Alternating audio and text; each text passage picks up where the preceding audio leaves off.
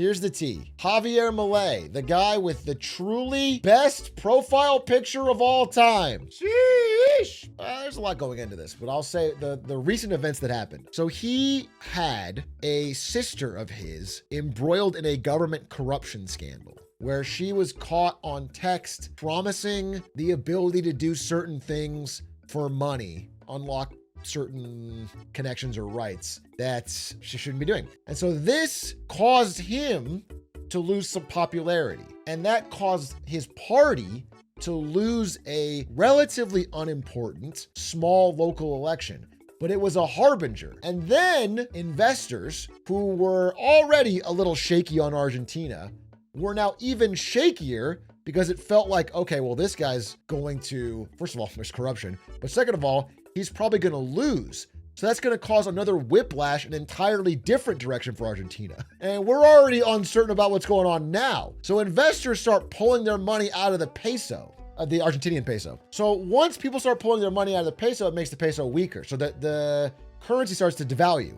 And because this guy needs the currency to maintain its value, to keep inflation low, so he has a chance at winning the election, he needed a bailout from America, basically, because he is friendly with the Trump administration. Now, what the bailout is America just trading dollars for pesos, which it's not like just giving them $20 billion, but it is a bailout because we don't want to hold Argentinian pesos. Okay?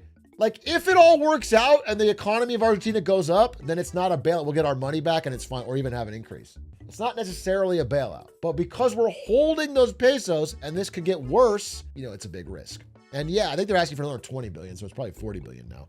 And you really don't want to throw good money after bad in Argentina. It's been a long history of that not working. So that's kind of setting the stage of what is going on, why this is all happening. Part of it is I think the Trump administration is really trying to make sure that North and South America are all filled with friendly regimes to America. That is clearly like a strategic goal of not just Trump, actually maybe not even Trump, I don't even know if he understands it, but the administration broadly, which is why there's so much action around Venezuela. And in fact, I'm getting way off topic here, but it has been speculated there's like this grand bargain being had where America is going to pull back from the broader world, but increase its influence on its sphere, which is like North and South America.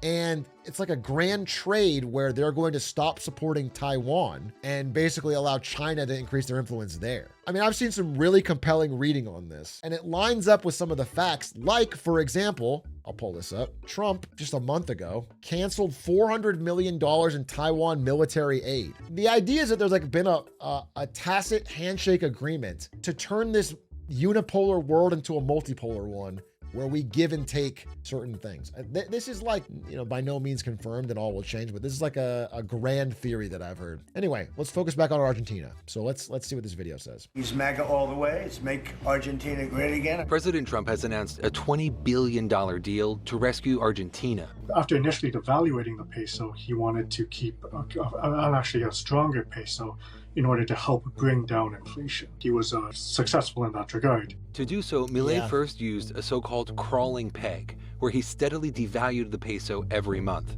and later a currency band, where he kept it from falling outside of this floor and ceiling. A lot of economists say that's not sustainable because you need to have ample central bank reserves in order to defend the peso. Yeah, I think this is one of his big mistakes.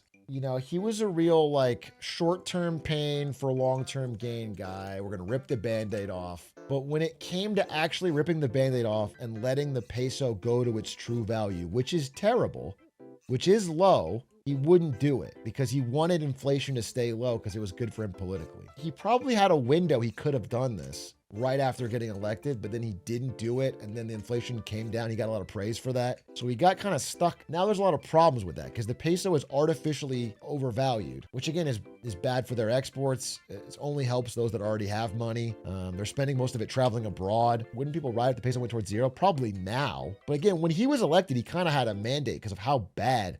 He's not gay. He wasn't on a mandate, but he had a mandate because it was probably one of the worst periods of hyperinflation that Argentina ever. Like, he was elected during a true a true economic crisis. And he did some radical changes with that, but with the peso, he couldn't do it. Investors concerned about those midterms panicked, triggering a sell-off of the peso. Mille tried to halt the drop by selling $1 billion of the central bank's reserves, but it failed to stabilize the currency. Dude, it's crazy because it's like a squirt gun to a nuclear bomb fight. To move your currency back, to defend it, requires enormous sums of money. If you have hundreds of billions of dollars, you could buy a ton of your pesos on the open market and defend the value. And that's what China has done to move its currency value. That's what Japan has done, almost unsuccessfully, to defend the yen. And those are countries that are super rich, very wealthy, with huge reserves. Argentina has nothing. And even Japan can't do it, by the way. Japan will go out there and buy yen every day, $10 billion worth, to try and defend the yen. And even that is not enough to stop it from sliding.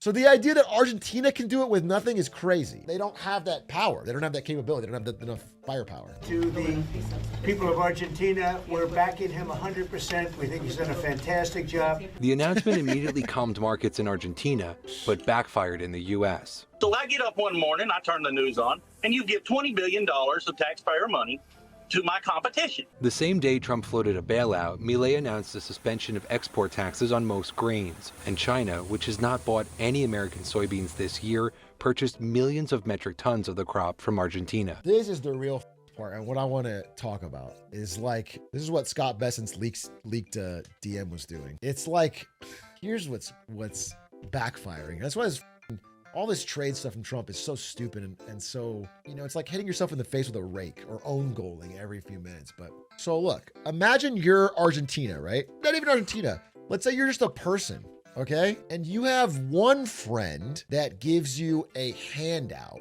of money. Let's say you're a struggling artist or something. You're a struggling artist and you draw pictures in paint of other people. Okay? And this is your friend. This is your rich friend. And he goes, listen, I think your art thing is a little silly or whatever, but if you're down on your luck, I'll give you a handout. And you have another friend that goes, wow, I fucking love your art. Can I buy that for you?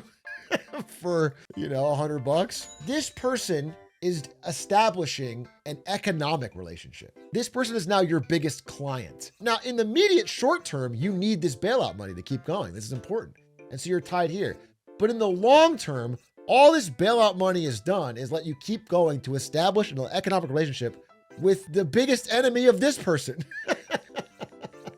Now, Argentina is propped up enough that they can start selling soybeans by the metric ton to China, who has stopped buying American soybeans because of this same trade war. So I just, not even Mille, it's almost after Mille. Mille is clearly in a Donald Trump camp. But I'm talking about longer term for Argentina. China used to buy all their soybeans from America, and now they buy no soybeans from America, and they're buying them all from Argentina. So really, we've thrown some money at the problem, but all we've done is made our soybean farmers weaker, and we've made a deeper economic tie between China and Argentina. But it's made our position weaker because they don't need this from us, and it's made our relationship with this country weaker because they're closer. You know what I'm saying? Do you understand how this all connects in a negative way for the US? I just feel like there's so many cascading little negative effects from this insanely chaotic trade policy. Not a bailout at all. There's no money being transferred. The ESF has never lost money. It's not going to lose money here. It's a gray area. It's not a bailout like it's just a gift package of $20 billion. You do get the money back, and theoretically, if there's no chaos, you're fine. But if the peso keeps getting weaker, the problem is it ties you in to having to keep doing this. Because you have to keep throwing good money after bad if the situation gets worse in Argentina. That's really the problem. It's okay, let's say the peso keeps getting weaker. Well, now the pesos we got are becoming worthless. So we need to make sure to stabilize them again with another 20 billion. And that's why, this deal was 20 billion and now it's looking like it's 40. It's an additional 20 bill. That's the problem, is you have to keep throwing money at it if the chaos is there. We exchange it for political leverage or military bases or increased cooperation or something. I feel like it would be fine, but this is insane. I mean, we're sort against something. We're going to have leverage in some way. But my worry with that last example is that we're going to have less leverage than we think long term, because we're just you know, Argentina is going to become more entrenched with China economically. Even if they're politically tied with us, the real leverage is like, who's the guy buying all your soybeans? A-Truck would be okay if a 60 billion bailout if you got to meet Hera. Yeah. Why don't you give me the 20 billion, Scott Besson? I'll bring it down. I'll truck it down to Argentina. And me and Hera will play Age of Empires. Argentina exports like the same agricultural stuff that we do. Not just soybeans, but also beef. Yeah. And so other countries are buying their beef. Because our beef is more expensive because of the tariffs. It's just dumb, bro. It's just dumb. Maybe they should export Mille's hair. Bald people worldwide could use some of his hair. Or farmers specifically. Yeah, but then we're going to bail out the farmers here. So we're going to have to use more money for that. God, it's so dumb. Just bail out everyone, problem solved. Bro, you're saying that as a joke, but you're going to be singing a different tune when you get your $2,000 Trump check. When are they doing that? $2,000 Trump check. That'll finally stop this rising inflation. One more stimmy. As a Canadian, do I get the Trump check too? You probably don't want the Trump check. That's a bad sign. If he sends the Trump check to Canada, then you